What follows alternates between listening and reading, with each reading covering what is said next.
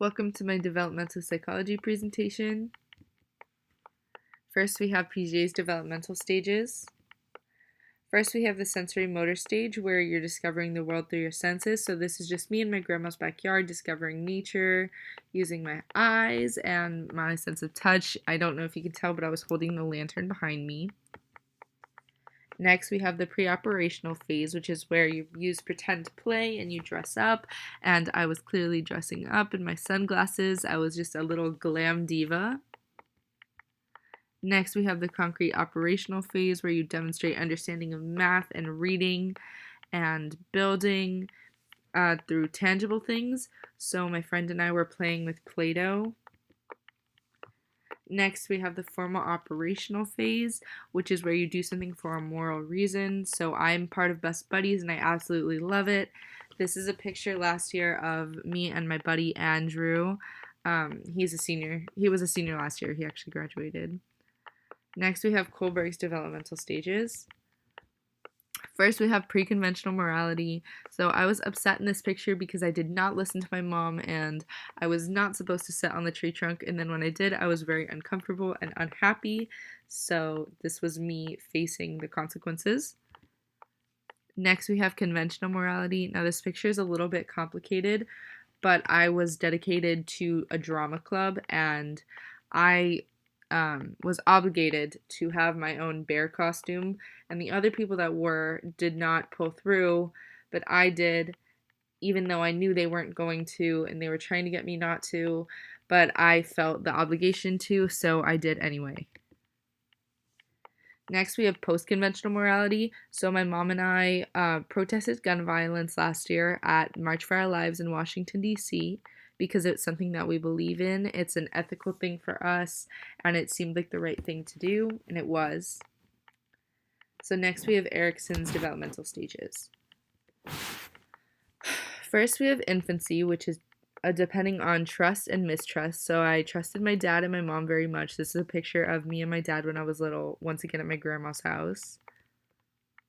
Next, we have toddlerhood, which is where you're becoming a little bit more independent and you try to do things by yourself. So in this picture, I hopped out of my stroller and I wanted to push it by myself because I didn't want to sit anymore. Next, we have the preschool stage, which is where you take initiative and you make your own ideas and you start dressing yourself. So what happened in this picture was in second grade, I got really, really bored in class one day and I decided to cut my own bangs with craft scissors.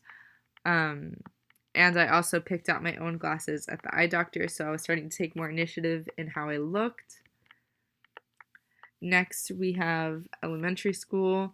So in this picture, I took a selfie, which is one of my very first selfies, and I put a lot of filters on it because that's what you're supposed to do, quote unquote, supposed to do, and trying to find out where you fit in, just trying new things.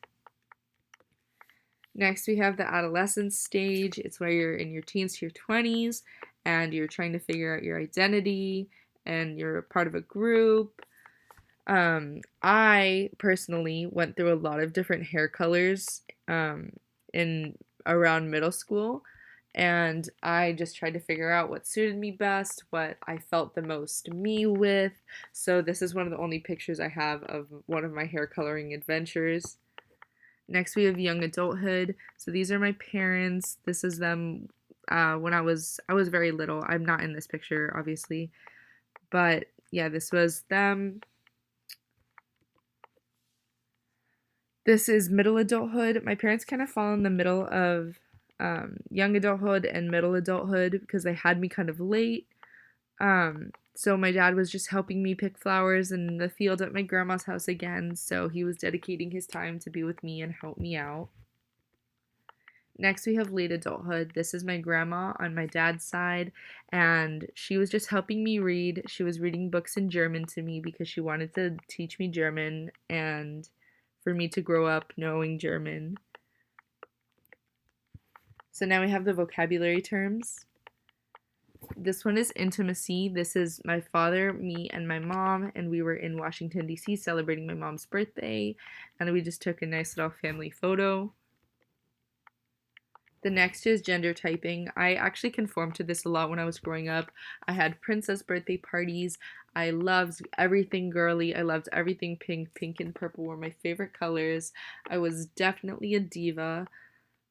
So this is cognition. I was reading the newspaper. I don't know that I was reading it so much as I was looking at the pictures of teddy bears, but I cognitively knew that those were pictures of teddy bears, and that drew me towards the newspaper and made me want to investigate it further. Now we have stranger anxiety. I did not really conform to this one because regardless of who picked me up, who touched me, who fixed my hair, I would not care. I was a happy little baby and I was raised in a very social setting. So I never had any form of stranger anxiety. I don't even know who these ladies are, but they seem to be having a great time and so do I. So and lastly is temperament. My dad was trying to feed me a piece of blood sausage, and I was absolutely revolted by the idea of that, even though I didn't know what it was, but it looked horrible and I did not want it. So I emotionally reacted very strongly against the sausage.